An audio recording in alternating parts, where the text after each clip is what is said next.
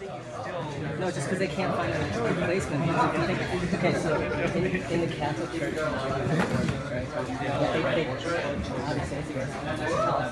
somebody posted.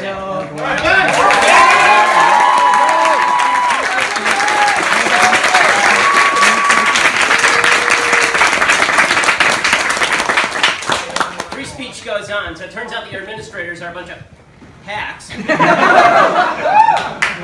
Crybaby wusses who only care about the melting snowflakes, who didn't even have balls to show up, by the way. You got 35 people, 35 security people for little old me. No, not even any protesters, just for me, because of my jiu-jitsu skills and my massive 5'9", 165 Jewish frame. Okay, so, I want to start. I come bearing gifts, particularly for the social justice warriors. So I keep hearing that you fellas, these party people that you want to, you're wearing around these safety pins. I brought a whole pack just for you. And then to accompany those, I brought the diapers you ought to be wearing. Self-indulgent, pathetic children who can't handle anybody who has an opposing point of view. Yeah, you're real strong.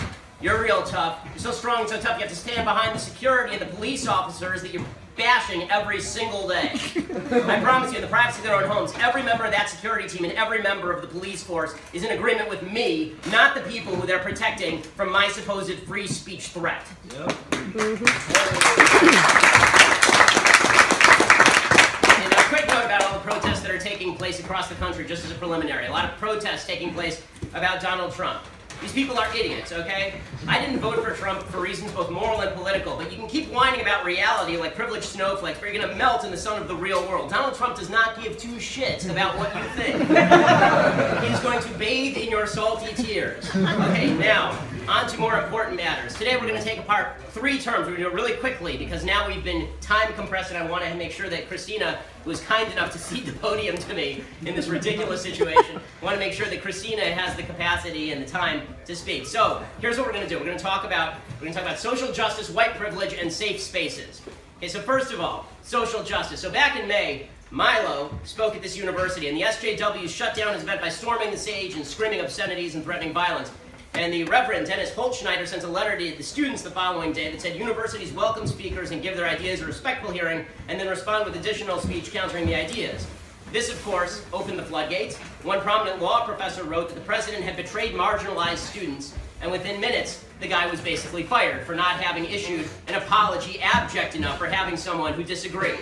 As y'all know, I'm not a Milo fan. But the fact is, free speech is free speech. And this is ridiculous. Tonight, as we just saw, the administration announced that they would be willing to arrest me if I took 2 steps forward, not even to speak. If I was even in the audience for Christina's speech, they would arrest me. This is not America. This is Soviet-style bullshit. You don't get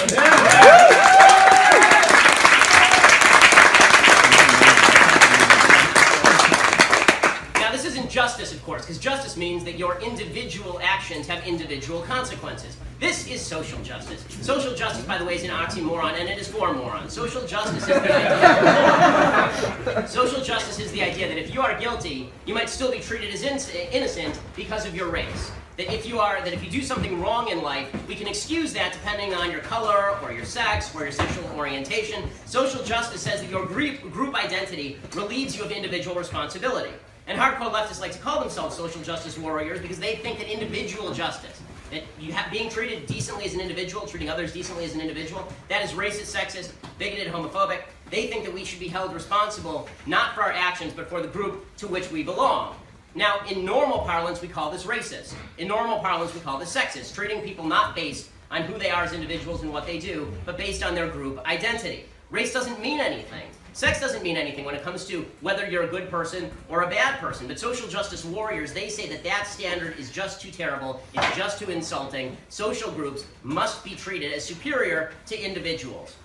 Okay, now the problem with this, of course, is that it's racist, but the question is why the left believes in this sort of stuff. Why does the left believe in what is something that is inherently unfair, something that is inherently racist and sexist and bigoted? Why? And the answer is because the left believes that every person in the world should finish up in the same place. They believe in equal outcomes. They believe that no matter how you're treated, no matter what your upbringing, no matter how you act, everybody should end up in the same place. So if you have 2 people in a room, one rich, one poor, the rich person must have stolen from the poor person because equality of outcome has not been achieved. And the same thing holds true for groups. If you have a group of black people and a group of white people, then equality has not been achieved unless the black people and the white people are of equal status economically, of equal status in society. Equality of outcome is the only thing that matters. And the problem is that individual justice means that some people are not going to finish in the same place as others. Some people are going to take actions that are not beneficial. Some people are going to do stupid things. Some people are going to do smart things. So how does the left solve that conundrum of individual justice? How do they solve the basic truth? How do they make way for the basic truth that some people do smart things and some people do stupid things, and that's what really causes inequality in a free country? They say the real reason that some people underachieve is, of course, because of white privilege. Right? Social justice warriors think the only thing that matters in the world is white privilege. It's a bunch of white evil people, and those white evil people are going to take advantage of you. The system was built by all these white evil people for the benefit of their own kind. That's the basic idea here. White privilege is inherent in everything. We have to tear down white privilege. And this is a very seductive idea, of course. The campus left gives people a feeling of virtue. It makes them feel virtuous by counting them members of victimized identity groups. So if you don't do well in life, then it's not because you made bad choices. It's not because even of your individual circumstance, it's because America as a country has put you down because you are not one of these privileged white males. Which means the bad guys in this whole narrative are, of course, the privileged white males, right? The white, heterosexual, cisgender males. We are the bad guys. We are the villains here. Now, the good news for the white, heterosexual, cisgender males is there's an easy way to get out of this. And that is to just repent. Just admit that everything you did in your life, everything the founders did, everything that all the white people did ever, all of that was designed so that you could benefit now, and all of your successes and your parents' successes, those weren't due to great decisions, and people's non-success isn't based on bad decisions. All of this is just based on you, and if you just repent and admit that you've never done anything good in your life, and that the system is built for your benefit, then they say you're an okay person, which is just wonderful. Now, before we go further, I do want to note something, right? It is true, of course, that black people and other minorities, but particularly black people, have suffered historic discrimination in the United States. That's inarguably true. It's even true that some people are likely suffering the effects of historic discrimination, the after effects under Jim Crow. But that doesn't mean black people right now are suffering institutional discrimination. It doesn't mean that. Okay, it turns out that in the world, you're born into circumstances beyond your control. Some of us are born rich. Some of us are born poor. Some of us are born smart. Some of us are born DePaul administrators. Right? We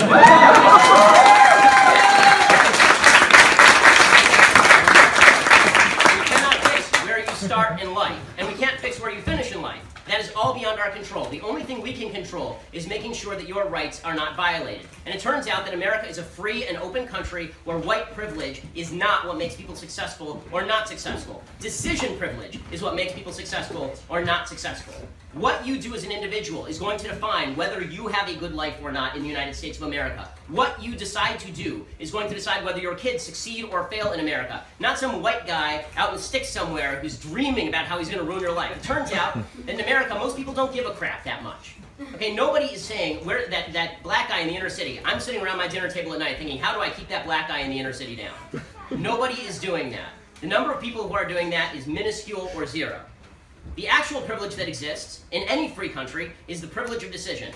So, if you want to know why there is disproportionate poverty in the black community, the most obvious reason there's disproportionate poverty in the black community is because there's disproportionate single motherhood in the black community. And that has nothing to do with race. That has to do with bad decisions. The poverty rate among white single-parent families, white single-mother families, is 22%.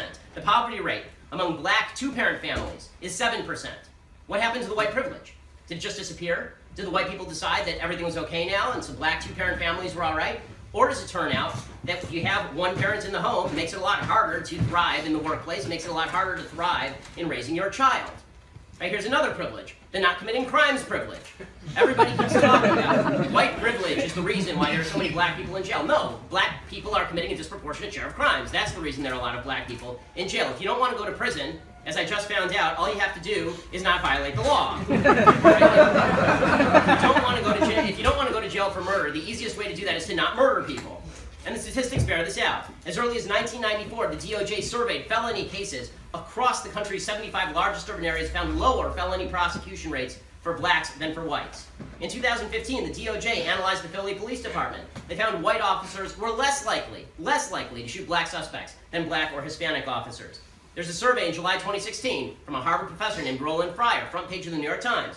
He surveyed 1,000 police shootings. He found black suspects are shot less often than white suspects in comparable situations. Fryer, by the way, is black. How about stop and frisk? That's racist, right? That's obviously white privilege, except for the fact that stop and frisk statistically under-targeted minorities in New York City. Between January and June 2008, literally 98% of all gun assailants in New York City were black or Hispanic. The number of people pulled over for stop and frisk in that same period who were black or Hispanic was 85%.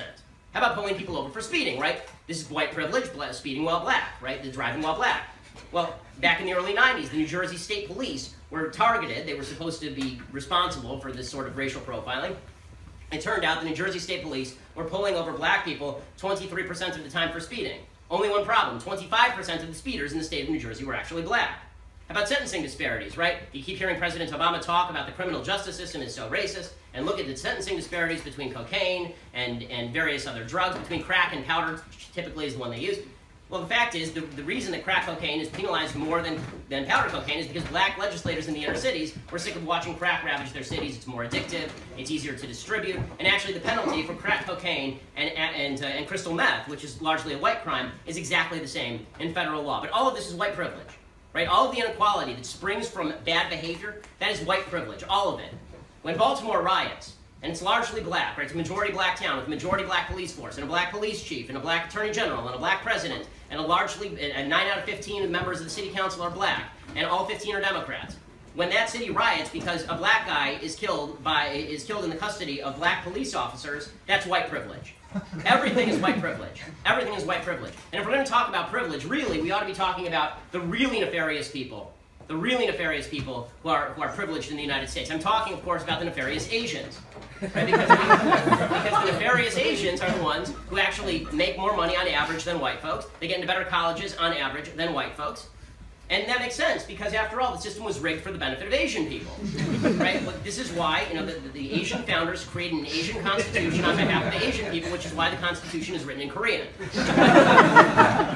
White privilege is just a way to tell you to shut up. It's a way to say that your perspective doesn't matter because of the color of your skin. It is baseline racism. It is baseline racism. Okay, so the left can't actually make the argument that the system is responsible for all of the inequality in society. So now